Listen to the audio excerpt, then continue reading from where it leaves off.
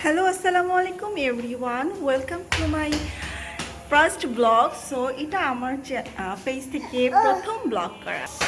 আমরা যারা বাসায় থাকি তাদের বাচ্চারা ঘরে থাকতে থাকতে একদম বোর ফিল করে। সো আমাদের উচিত বাচ্চাদেরকে একটু এন্টারটেনমেন্ট দেওয়া।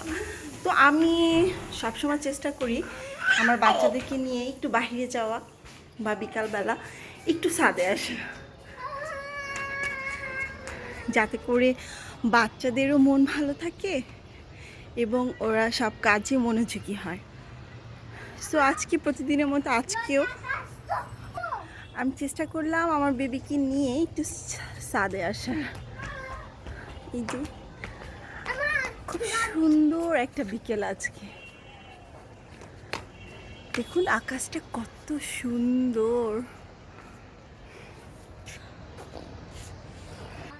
আর আর হ্যাঁ, তোমার ছাদে এসে কেমন লাগতেছে?